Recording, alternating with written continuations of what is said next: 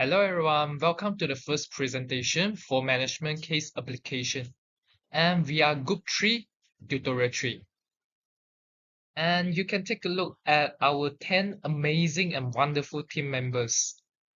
And without further ado, I will pass the floor to Pavi. Alright, we'll be beginning with our first case application titled the Global Control, Global Organizations, Global Ethics and Social Responsibility, which you may refer to in page 123 of our textbook. Now, if distilled this. So now we'll look at the third and fourth point for the first case application. So the rechargeable lithium-ion batteries that users in our smartphones are now also used in electrical vehicles. So this shows that a massive global demand for materials such as lithium and cobalt that are important parts for the manufacture of lithium-ion batteries. So for the fourth point, the Democratic Republic of Congo, or DRC, is the world's largest producer of cobalt. Cobalt is basically a key material used in making batteries for electric vehicles. So because of this, the DRC plays a very important role in the global supply chain for electric vehicles. Let's move on to the next two summary points. When the global shift to electric vehicle, it is creating new economy powerhouses, and one of the most critical is the lithium-ion battery. While the cobalt needed of this battery primarily comes from Congo, it's China that has become the world's largest consumer of this vital resource, giving it significant control over the supply chain. Capitalizing on this, CATL has rapidly risen to become a global leader in EV battery production through massive investment in research and large-scale manufacturing complexes. CATL is positioning itself to dominate the international market, making it a central figure in the future of electric transportation worldwide. As for the 7 and 8 point of the summary case, first is strategic expansion beyond China. CATL is expanding beyond China. They started by building a major manufacturing complex in Ningde, China.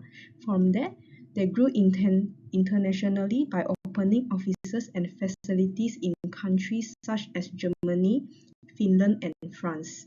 And for the 8th point will be globalization through partnerships. CATL strengthening partnerships with local automakers. These collaborations show that CATLs want to integrate into global supply chains and stay competitive internationally. And for point 9 and 10, challenges of competing without government support. As CATL enters global markets such as Europe and the US, it faces challenges like competitions, regulation, and less government support compared to what it enjoys in China. CATL dominates the Chinese market. Although CATL is expanding globally, 99% of its current revenue still comes from Chinese order. Now we'll look into the first question that's being posed by this case, and that is, how does this story illustrate a global village? Now, first of all, we have to address the main point here, which is what exactly is a global village. Now, a global village is a phenomenon of a boundaryless world where goods and services are produced and marketed worldwide.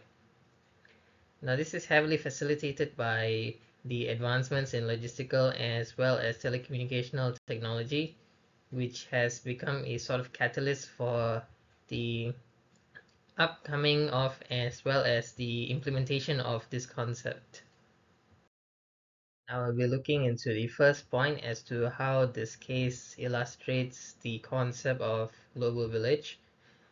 Now the first point looks into the interdependence as well as the interconnectedness of nation economies, where production, supply, and as well as consumption are international rather than local. Now this whole concept could be distilled down into the global value chain concept, otherwise known as GVP, a term that was coined by Jarafi as well as companies. This point really just delivers the fact that no single country is self-sufficient.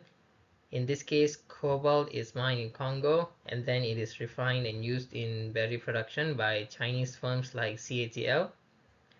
However, then later on, the final products, being the EVs, will be directed to consumers in Europe as well as the United States.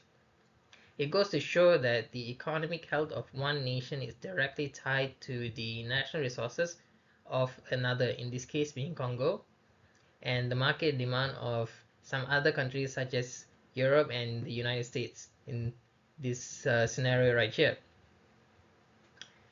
Therefore, this creates a more efficient global system in which resources flow to where they are most needed and can be processed most efficiently. In this case, you could see that Chinese production plants are the most efficient in the case of battery production, and therefore their resources, being cobalt, will be delivered to Chinese market, to Chinese producers, because that is the most efficient pathway to producing these batteries. However, this whole concept creates a vulnerability in which disruptions in one link can cripple the whole industry. For instance, if there were any logistical delays from delivering cobalt to China from Congo, it would heavily delay the whole production process and as well as delay the delivery of the final end goods to the consumers.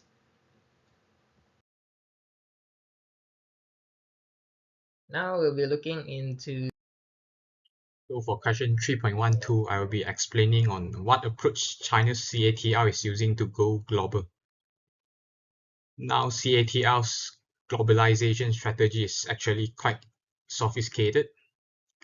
It is not just about exporting batteries overseas, but it is more like a mixed global strategy.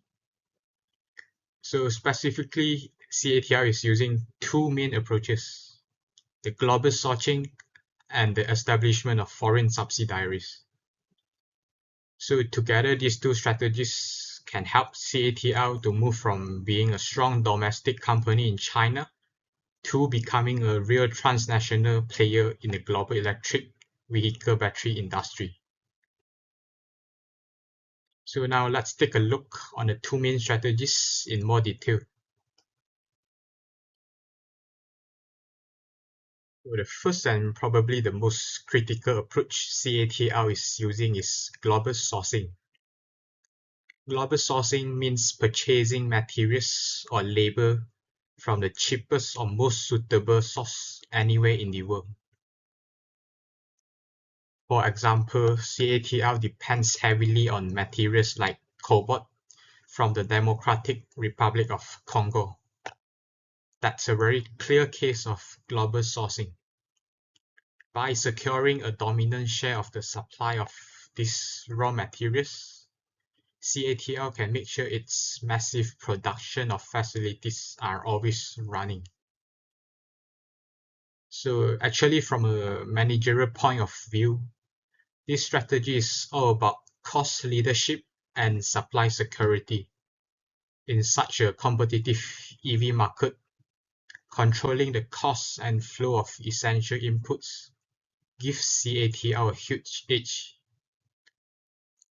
This allows them to undercut competitors and reduce dependency on a single domestic source.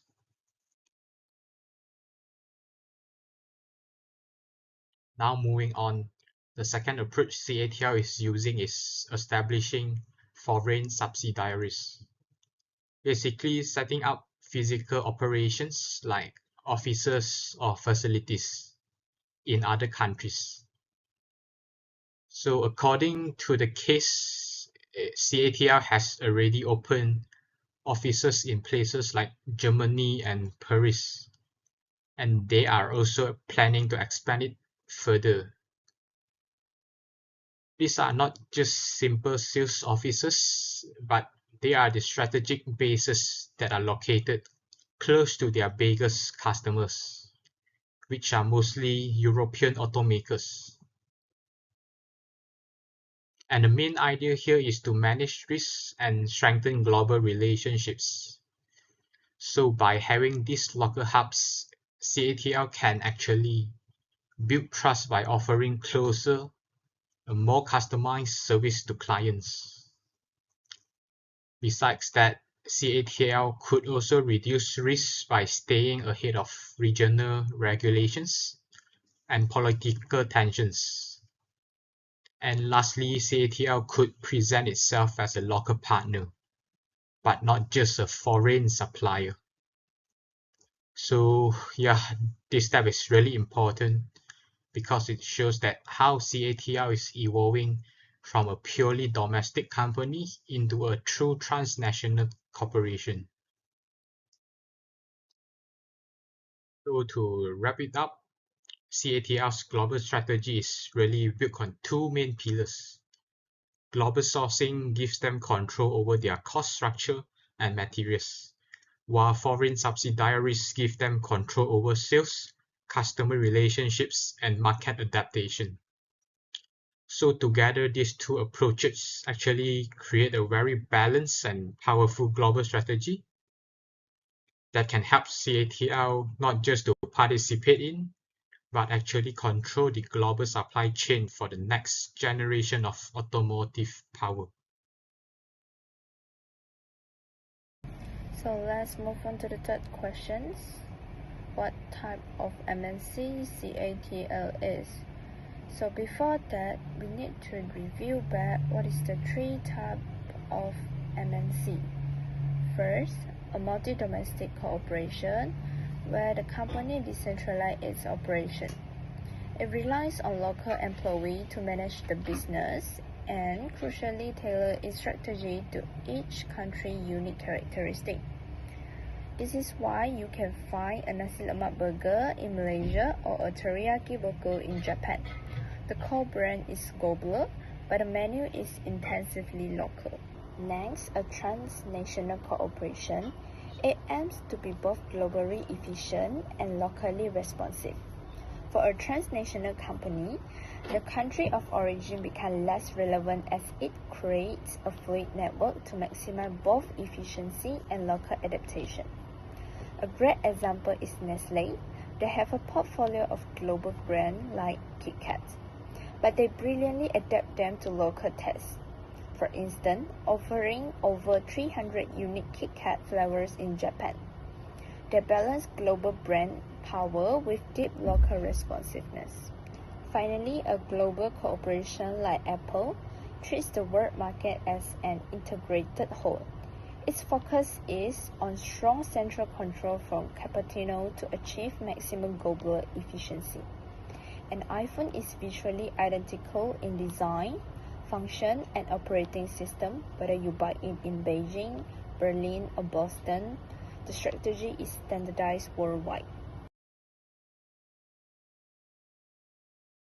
So now let us look at the answer. Yes, CATL is a global cooperation. Why? Because its management and major strategies decisions are centralized in its home country, China. This is the key indicator. We can see this central control in its global expansion. It started a strategic partnership with BMW in 2012 and then began expanding through wholly owned subsidiaries in key markets like Germany, France, USA, and Japan. Using wholly owned subsidiary is a classic global strategy because it allows the parent company to maintain maximum control over technology, processes, and strategy. Furthermore, CATL's achievement like having its usage volume ranked first in the world and building the world's first zero-carbon battery factory. Those are global milestones. They are the result of a standardized, centrally driven strategy focused on dominating the global market, not on adapting to individual local preferences. Besides that, I will explain why CATL is not a multi-domestic or transnational corporation. Because CATL is having a worldwide presence, centralized global management from China, global partnership, a standardized global strategy, and global sustainability efforts.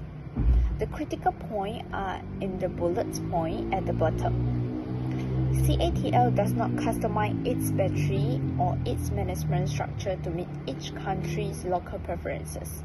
This is complete opposite of a multi-domestic approach.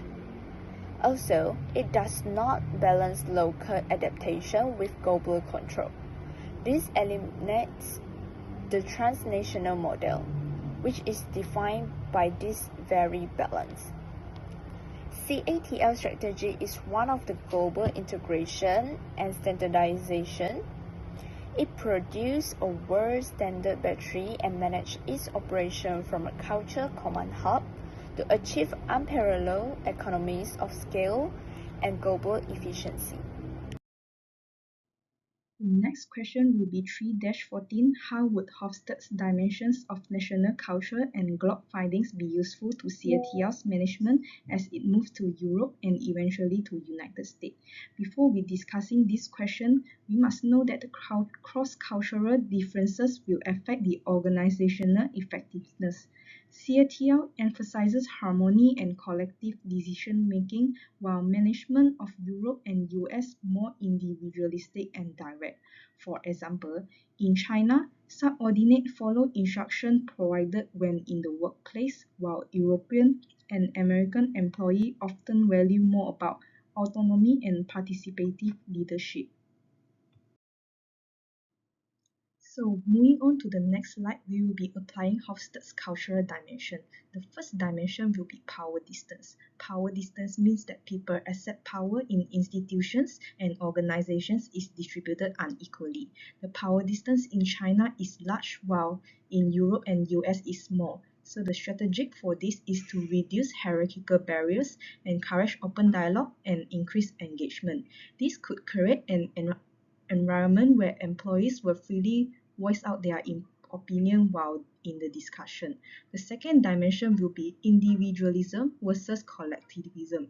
In China, the is collectivism, while Europe and US is individualism. So the strategy for this is to recognize individual contribution and offer incentives for supporting career growth. This results in encouraged continuous learning and greater productivity.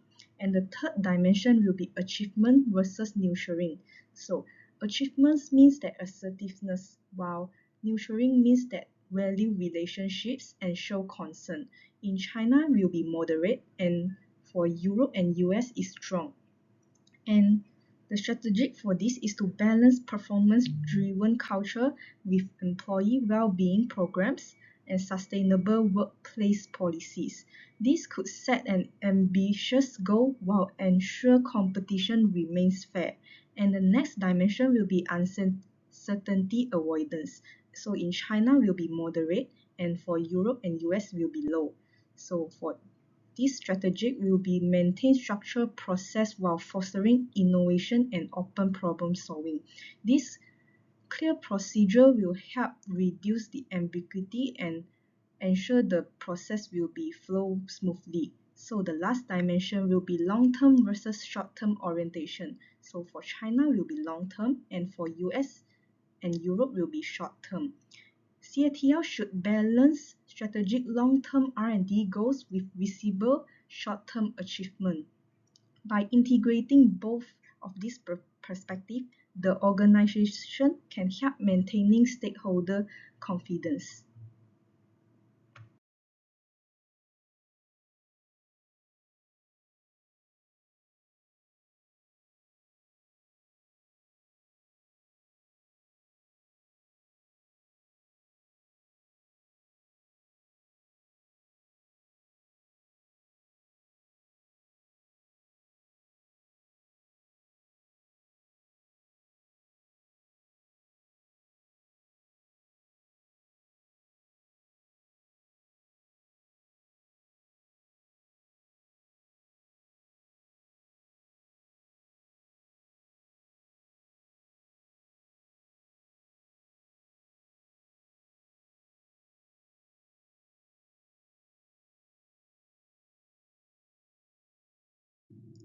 On the other hand, we will be applying globe findings dimension as it moves to Europe and eventually to US. So the first dimension will be assertiveness. They must train leaders and teams to adapt direct and assertive dialogue styles in the US workplace. For example, they could encourage for open discussion and share mindset. For the second dimension will be gender differentiations. CATL's management must prioritize gender equality and inclusive leadership practices.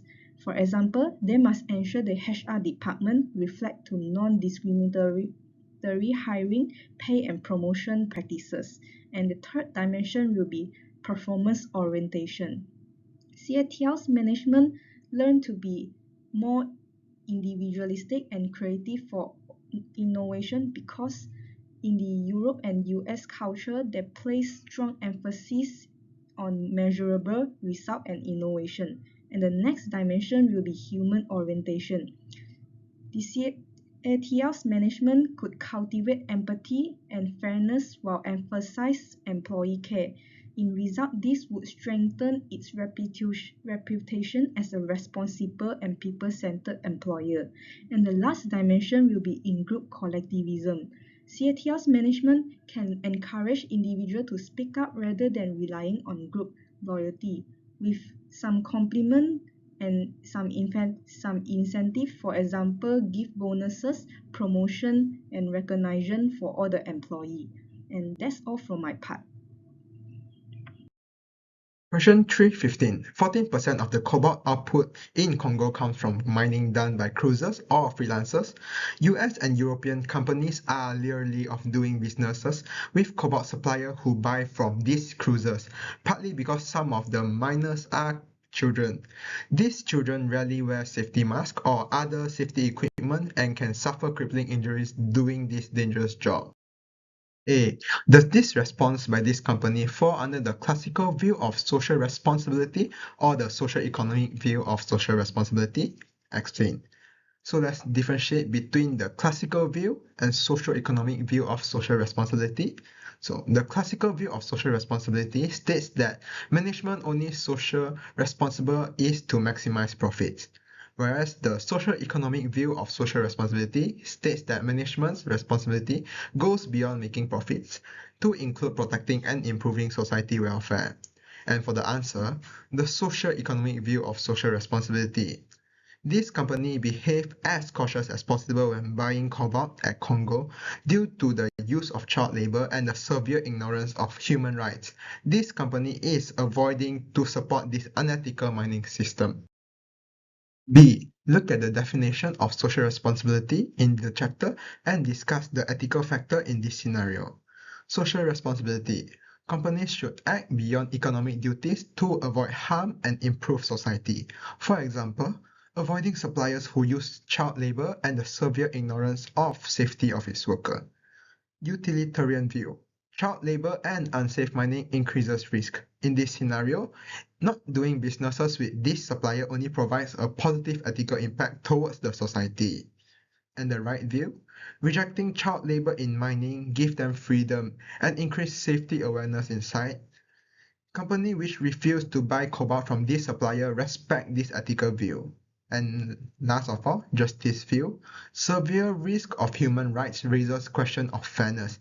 In this scenario, children, which is a vulnerable group of people, paying them low wages in a dangerous environment is clearly unethical and unfair. Companies following this view should avoid unfair practices like this. Hi everyone, Yenjie here again. Thank you for the wonderful explanation for the case of global control and the wonderful explanation for all the questions. And now we're gonna move to the second case application. The title of the second case application is Serious About Sustainability? Protect the Bees. Now, I'm gonna start my 10-point summary for the case of sustainability. First, pests cause a lot of damage to crops around the world. Every year, about 10 to 16% of global harvests are destroyed. This loss is equal to around 175 billion.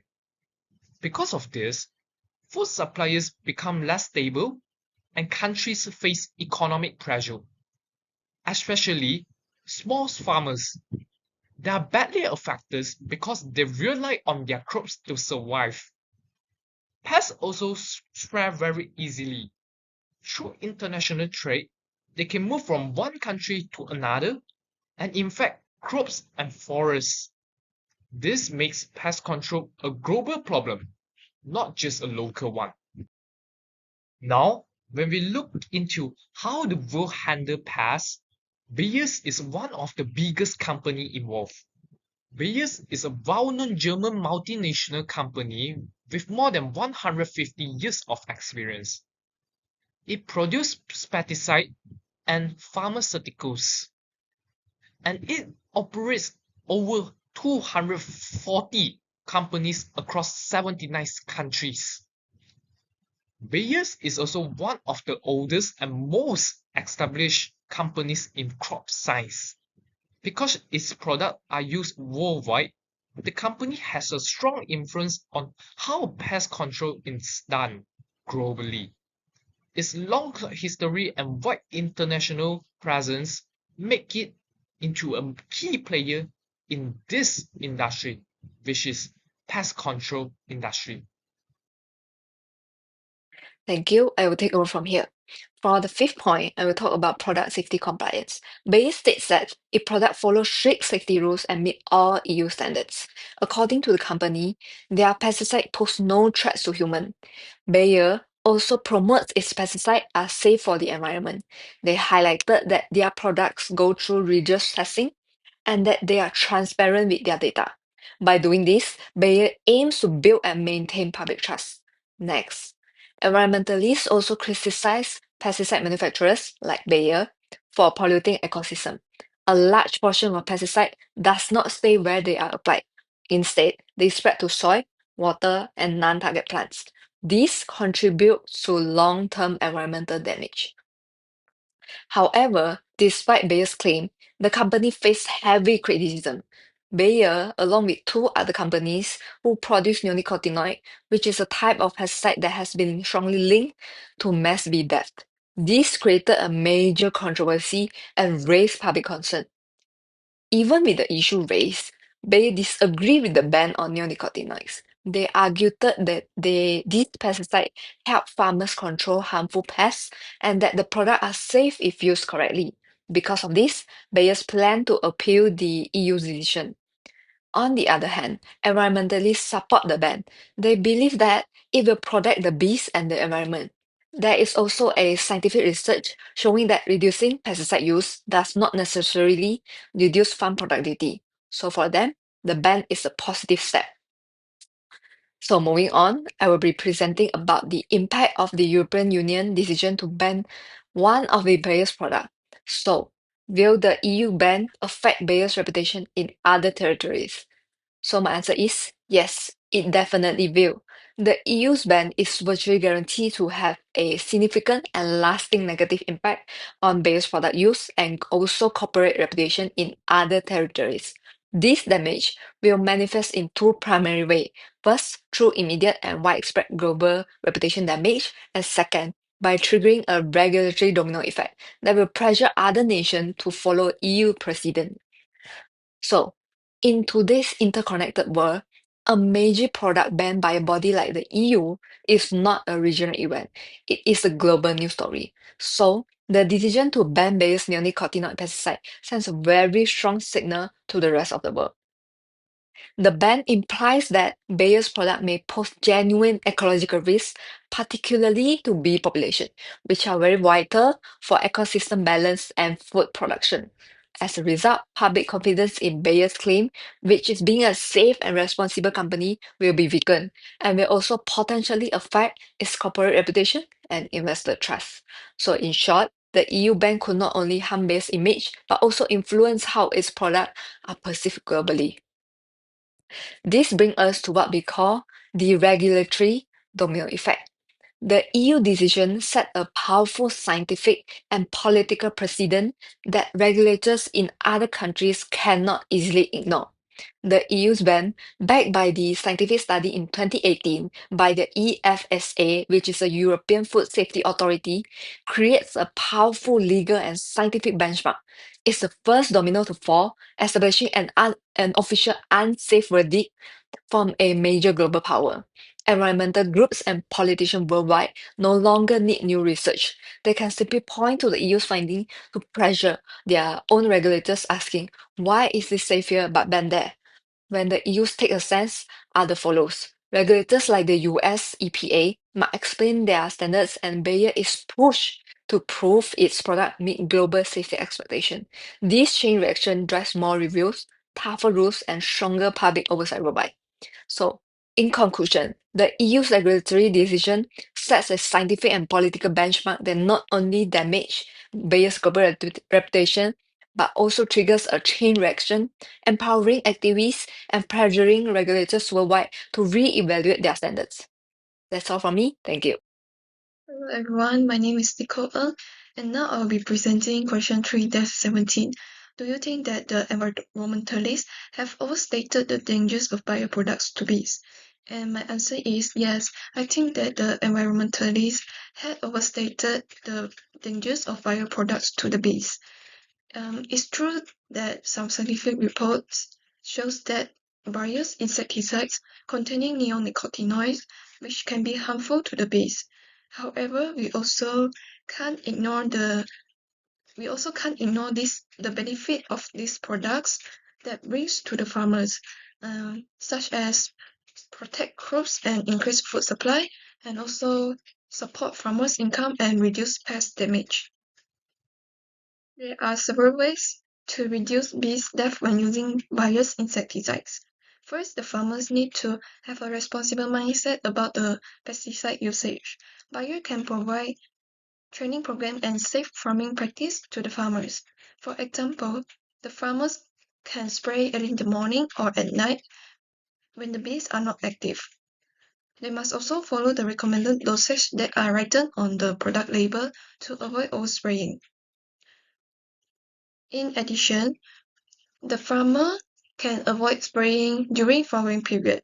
It is because during this time, the bees are busy collecting nectars and pollen from the flowers.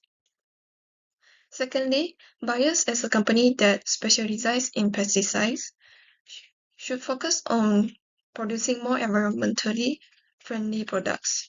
The use of neonicotinoids in a high amount may have contributed to the mass death of bees. So buyers should keep developing bee-safe formulations and less toxic active ingredients. Instead of only using chemical substance, they can consider natural alternatives such as neem oil, thyme, or peppermint. These natural ingredients can repel pests, disturb their feeding, and stop their growth and reproduction. Moreover, buyers should clearly label the bee safety warnings on their products and share their research publicly. This can reduce the people's fear and increase the trust from environmentalists and the consumers. In conclusion, instead of completely banning the pesticide, we should find ways to make them more safer for the bees and the environment.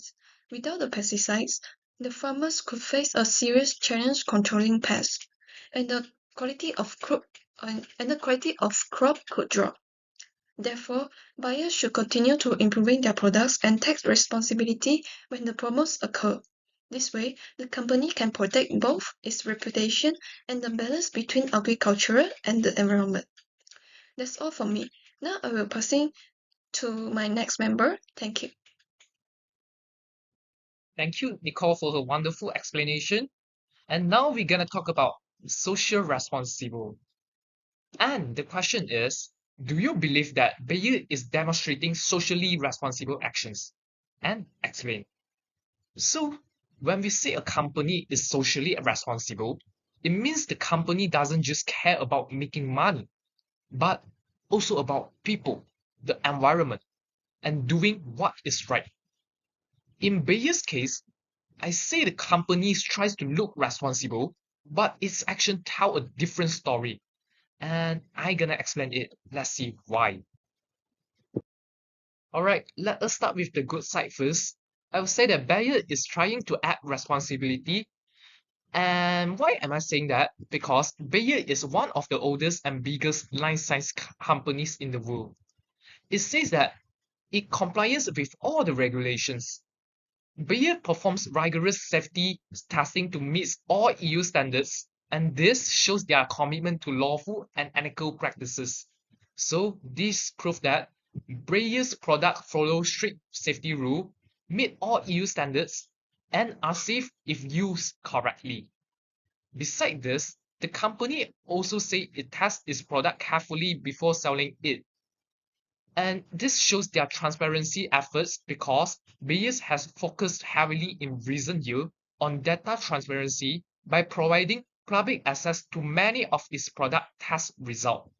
This shows that Bayes' responsibility by giving information to the public. Um, Let us look at the other side. When we look at what's happening in real life, it's not actually that simple. The main issue is Bayes' pesticides, which many scientists say are one of the main reasons bees are dying. Bees are very important for pollination. Without them, our food supply can be affected. So this is a serious environmental problem. In 2018, the European Union banned some of these pesticides because they were seen as dangerous to bees. However, instead of accepting the decision, Bayer rejected the ban. They say the products are safe if used properly and are still important for farmers. This makes it look like Bayer is more focused on protecting its profit than protecting the nature. If Bayer really wanted to act responsibly, they would take these environmental concerns seriously and look for safer alternatives instead of defending their pesticide. So, even though Bayer talks a lot about safety and responsibility, their action doesn't fully match their words. They might follow the rule, but being socially responsible means going beyond that. It means caring about the long-term impact on people and the environment. In short, I think Bayer's talks is the talk, but doesn't walk the walk. They try to show a good image, but their response to the bee issues shows they still put business at the first. To be truly social responsible, Bayer should put more effort into protecting the environment and finding safer way to protect the farmer, not just defend their product. And they all for me. I will pass to the next person. Thank you. Hi everybody, my name is Chongjun and my matrix number is 25006742. And then my question is 319. Do you agree with Bayer that the European Union's ban on some neonicotinoids is a bad deal for Europe? Discuss. So my answer will be no. I do not agree with Bayer that the European Union's ban on some neonicotinoids is a bad deal for Europe. This is because, although Bayer states that its pesticide is safe for bees if used according to the label instruction, but Bayer cannot guarantee that all the users will follow the instruction correctly. So, for examples, some users may not understand English, while some others users might intentionally ignore the safety guidelines. Therefore, the European Union's ban on the neonicotinoids is a sensible and also precautionary measures. Okay, so why? What is the effect of this ban? So, A. Protects bees. We all know that bees are vital pollinators for us and also for plants.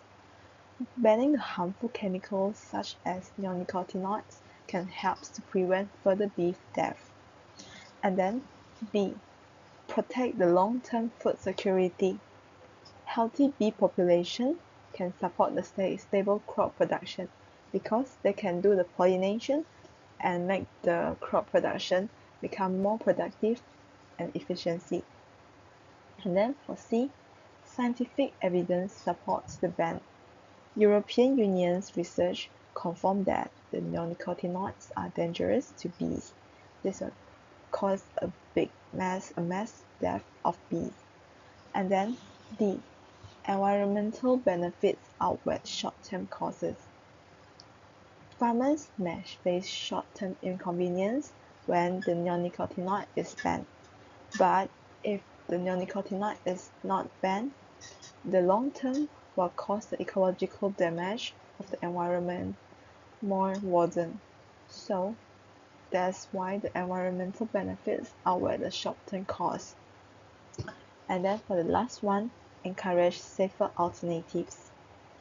The ban pushed companies like Bayer to develop more sustainable pesticides which can kill the harm insects but still do not harm the ecological environment. That's it for me. Thank you. Now we move on to the last question. For this part, I will share the lessons we can learn about being socially responsible from this case. The first lesson is about balancing profit and the environment. In business, many companies focus mainly on profit. They want to earn more money and be more competitive. But this case teaches us that profit is not everything. Businesses must also think about how their actions affect nature and society. If a company only thinks about money and ignore the environment, it may cause long-term damage. For example, in this case, using pesticide may help farmers control pests, but it also harms bees. Bees are very important for pollination, which helps plants grow. If bees are harmed, it will affect the whole ecosystem and even future food production. The second lesson is understanding environmental impact. Before a company sells a product, they must study how it affects the environment. They cannot just assume that their product is safe. They must do research, testing, and listen to feedback from scientists and the public. In this case, the pesticides were harming bees, even though the company said the chemical was safe. Scientific studies shows the opposite. This teaches us that being socially responsible means using real evidence, not just company beliefs. Many companies must understand the full impact of their product, especially if they can harm nature or people. The next lesson is maintaining transparency and honesty. Being socially responsible means companies should share information openly with the public. When a company hides information, people lose trust. But when they are honest about risks and problems, the public will trust them more. In this case, transparency is more important because people want to know whether pesticides are safe or dangerous. If the company had shared complete information earlier, it could have built trust and avoid bigger conflicts. Transparency also shows accountability, which means the company takes responsibility of its actions. Another lesson is following the law and going beyond the minimum. Following the law is just the basic requirement. It is the minimum level of responsibility. But true society responsibility means doing what is ethically right, even when the law does not force you. For example, even if a chemical is still legal, a company should stop using it if it harms the environment. The final lesson is communicating with stakeholders.